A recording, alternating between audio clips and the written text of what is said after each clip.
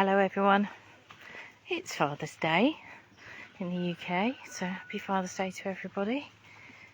If you're reflecting, thinking about your dad or the male role model in your world, could be a stepdad, could be a big brother, could be a mum who's taking on all the roles, whoever it might be. Celebrating that aspect, and thinking about my dad today, so I popped up a few pictures and thinking about Pete, who's at Green Oaks today with Poppy. I've been playing, he's, bless him, sent some healing vibes to Pete. He's managed to trap his sciatic nerve down his right side, so he's quite sore. And if you see him playing music last night, I know he kind of disappeared behind the powwow while he was drumming, because he can't stand for too long. He's either got to sit or lie down, so should be interesting today for him. But everyone's going to help him get packed up, and he's off to see an osteopath tomorrow, and I shall work on him later when he gets home. So yeah, but lots of healing vibes if you can, that would be amazing. I hope everyone's doing okay. I don't know. I know we got the storm, we got an amazing thunderstorm on Friday night, Saturday morning, which was, it was so great to get out in it. I got woken up by a clap of thunder, I think about, 12:30, 1 o'clock. So rushed myself downstairs to have a little chance to be in those elements of the lightning and the thunder and the rain. And felt so great for actually kind of getting drenched in that, and then was able to just fall asleep. Went back up to my room and just collapsed on a heap on the bed. Tilly kind of raising her eyes to look at me, saying, "What have you been up to, human?" And then fast asleep until Mum got me up proper early yesterday. But it's good, she's got herself up, and I was glad that she was up and raring to go. So that was nice, and I caught up with one of my dear friends who popped over yesterday, so that was really lovely. I'm really grateful of the time and friends, when I do see them. I know everyone's so busy, and I am too, so I know that my friends are very forgiving. I am a bit elusive. Unless they want to come and see me, it's difficult for me to get out, as I know. But I'm always appreciative when they come and see me, and I'll have kettle will always be on. So that was great to be able to just spend some time and laugh and just look at plants and just various things, so it was really lovely to be able to share that time with her. And getting out with Tillington Smythe this morning, which is nice. It's nice, and I woke up and kind of went, fresher today. Don't know if it will last so long. Look at this rose. Look at these. Aren't they just beautiful? I just love them. And they leave. And they're not here at the minute, but when their petals drop, they look like confetti, and they look like heart shapes. And it's the dog roses. I just absolutely love them. They're so beautiful. Bee food. You can hear the buzzing of the insects. It's so glorious.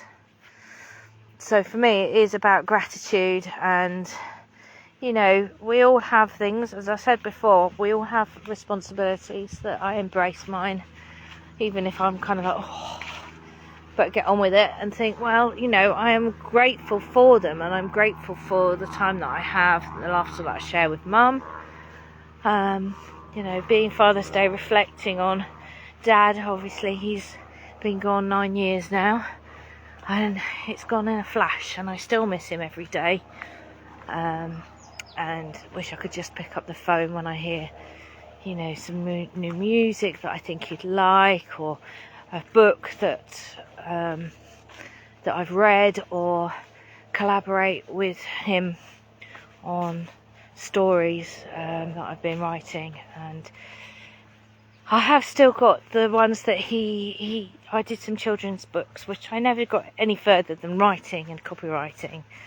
And I asked him, I got him to read them, And I said, be honest, and he always was with me, because I said I'd rather be told, nah, it's not really, it's lovely for family story time, but I think it hasn't got legs.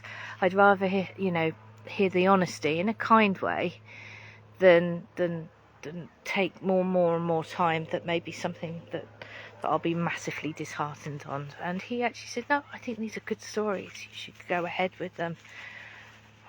So I wrote them all out, I copyrighted them, and then stopped because,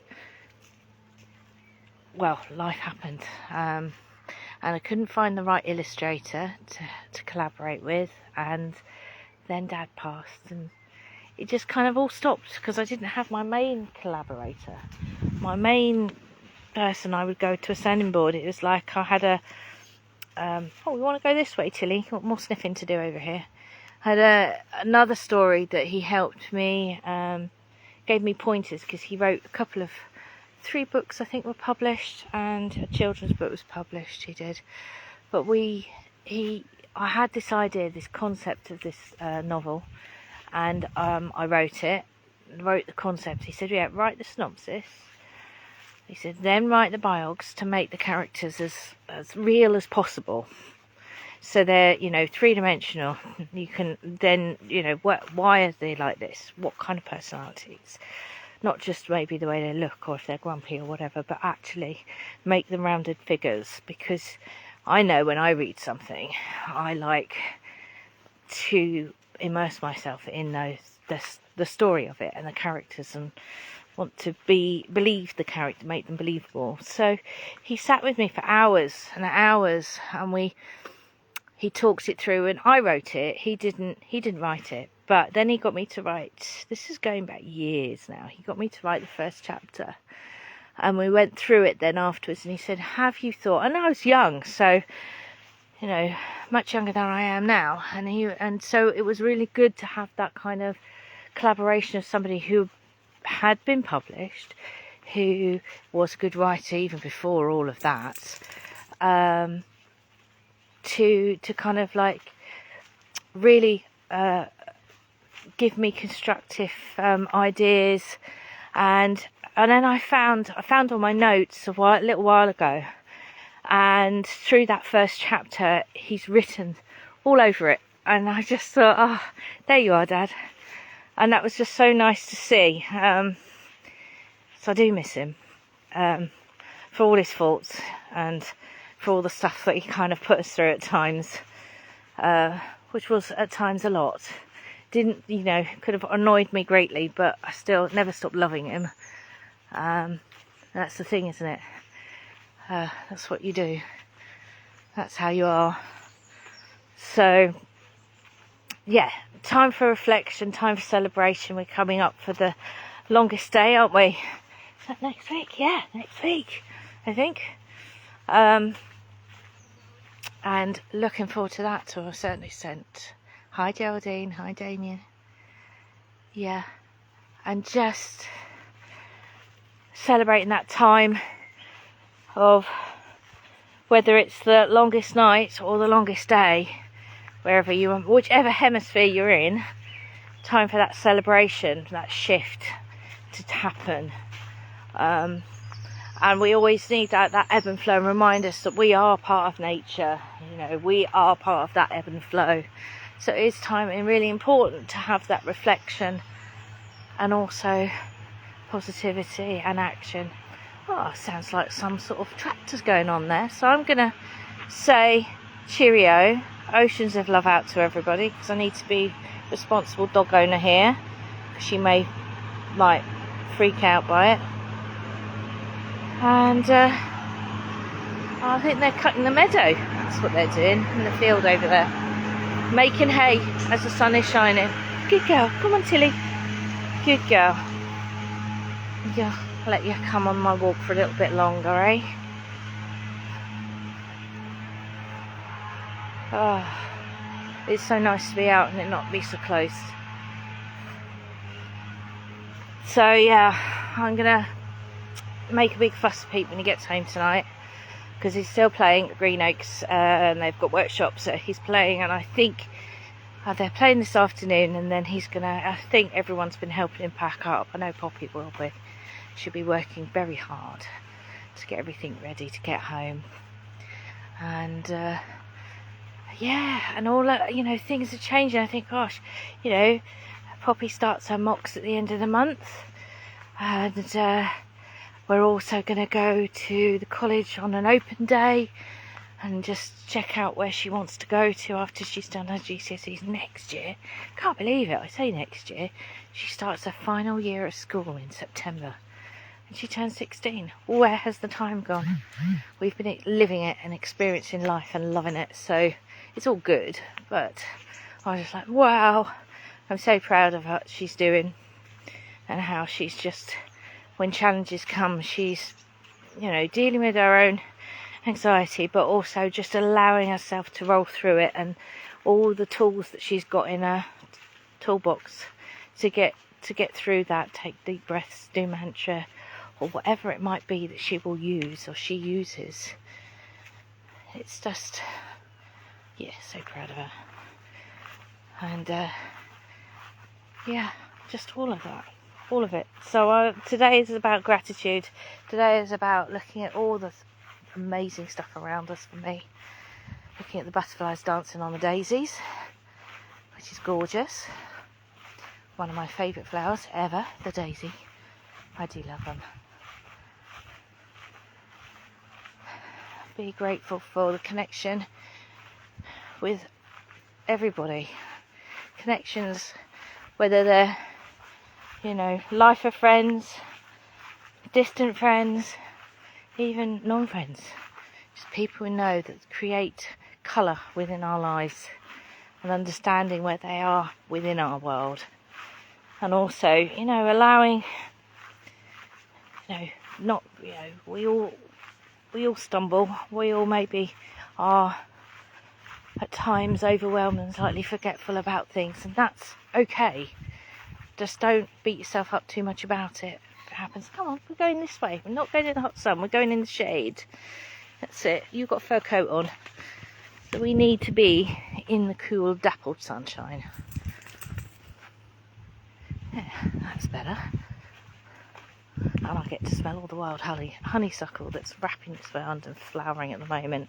I tell you what, in the evening, when the bats are flying around and you get a gentle breeze, I tell you what, the honeysuckle in the garden is so beautiful. The smell is gorgeous. And again, another thing to be grateful for. You know, I mean, my world is very small in the fact that I've got my walks, chatting to you lovely folks, but I'm, you know, every 4 hours I have a dialysis exchange to do for Mum. Make sure that she's comfortable, make sure that she's got nutritious food, chats and company, and all of the rest and in between, you know. And I'm grateful for all of that. I'm grateful for it, but it does mean my world is small. But everybody who connects with me, who shares, that helps me get out for a days or whatever it might be, I'm always grateful and full of love for that, because, you know, that's just amazing to be able to share and to be able to help out, because obviously I will help anybody I can when I can. And that's always been my feeling on things. And I always think somebody's brought to your front door, it's for a reason. And it might be your learning, it might be their recovery, it might be both. And I accept it, because the more you accept, isn't it? Acceptance, you accept it with a grateful heart. It's not about being foolish, and it's not about accepting, you know, unrealities, but just accepting what's happening, understanding that no, this isn't actually, this too shall pass, is another famous quote, because it will. You know, everything is constantly moving and changing and adapting. You know, as humans we like to keep things static, but actually it's not really very healthy. So the more that we ebb and flow like the water, or the breeze going through the trees and the leaves dancing on it, and feel grateful that we've got bird song on the wind and fresh air in our lungs, then the steps on our earth, on this beautiful land that we walk on, are lighter and stepped with gratitude. Anyway, I'm going to be quiet for a little bit and walk with Tills and just enjoy where I'm at right now. So happy Sunday to everybody. Oceans and oceans of love out to you all. Be that loving light even when things are heavy. Take a moment, take a breath, like my new tattoo, just breathe. Do the japa japa. We all do mantra every day, the breath mantra, which is so, as you go in, so hum, hum. We've been doing it since we were born. If it all gets too much, focus on the breath. Right, with that, I am going to say cheerio now. Have an amazing, amazing Sunday.